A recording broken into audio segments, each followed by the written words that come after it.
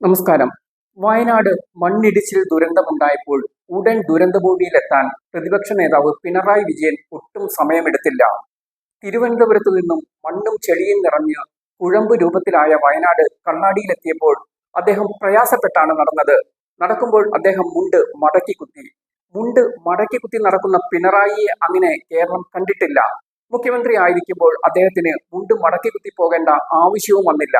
മന്ത്രി AP അനിൽകുമാർ മുണ്ട് മടക്കി കുത്തിയാണ് വയനാട് പിണറായിക്കൊപ്പം നടന്നത്. CPM പാർട്ടി സെക്രട്ടറി MV ഗോവിന്ദനും പാർട്ടി സെക്രട്ടേറിയറ്റ് അംഗം MV ജയരാജൻ അടക്കമുള്ളവരും മുണ്ട് മടക്കി കുത്തി തന്നെ ഒപ്പമുണ്ടായിരുന്നു. പ്രതിപക്ഷ നേതാവ് എന്ന നിലയിൽ മുണ്ട് മടക്കി കെട്ടി മതികെട്ടാൻ മലയിൽ എത്തിയത് അന്ന് പ്രതിപക്ഷ നേതാവായിരുന്ന VS അച്യുതാനന്ദനായിരുന്നു. പിണറായിയുടെ മുണ്ട് മടക്കി കുത്തിയ ദൃശ്യം കണ്ടവരിൽ ചിലരെങ്കിലും ഓർമ്മിക്കുക മതികെട്ടാനിൽ മുണ്ട് മടക്കി കുത്തിയ VSനെ ആയിരിക്കും. മതികെട്ടാനിലെ വൻതോതിലുള്ള ഭൂമി കയ്യേറ്റവും മരങ്ങൾ മുറിച്ചു നീക്കുന്നതും ശ്രദ്ധയിൽപ്പെട്ടപ്പോഴായിരുന്നു അദ്ദേഹം മുണ്ട് മടക്കി കെട്ടി മതികെട്ടാൻ മല കയറിയത്. കേരളത്തിലെ പൊതുസമൂഹത്തിൽ അദ്ദേഹത്തിന് ഏറെ ജനപ്രീതി നേടിക്കൊടുത്തത് 2002 ഈ സന്ദർശനമായിരുന്നു.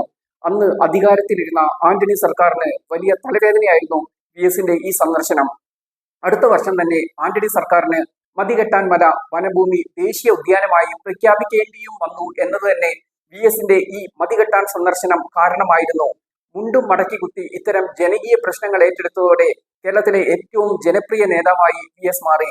2006 അദ്ദേഹം മുഖ്യമന്ത്രിയുമായി. ഇപ്പോൾ VSന്റെ പാത പിന്തുടർന്ന് മുണ്ടും മടക്കി കുത്തി പിണറായി ഇറങ്ങിയപ്പോൾ VSന്റെ രീതിയിൽ പിണറായിയും ജനപ്രിയ വഴിയിലേക്കോ എന്ന തോന്നലാണ് ഉളവാക്കുന്നത്. മുണ്ട് മടക്കി കുത്തിയ പിണറായിയെ കണ്ട ഉടൻ സോഷ്യൽ മീഡിയയിലും ചർച്ചകൾ കൊഴുത്തു.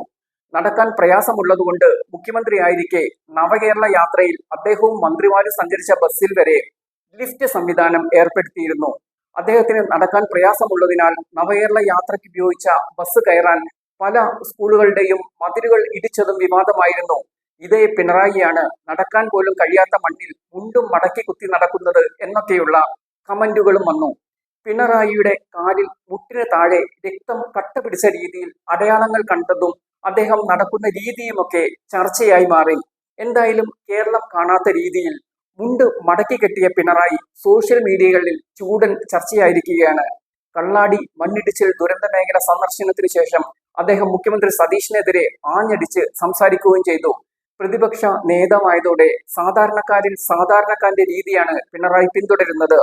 VS സ്റ്റൈലിൽ മുണ്ടും മടക്കി കുത്തി ജനകീയ പ്രശ്നങ്ങൾ ഏറ്റെടുത്ത് ഇടതു മുന്നണിയെ വീണ്ടും അധികാരത്തിലെത്തിക്കുന്ന ജനപ്രിയ നേതാവിന്റെ റോളിലാകുമോ പിണറായി എന്നാണ് ഇനി അറിയാനുള്ളത്.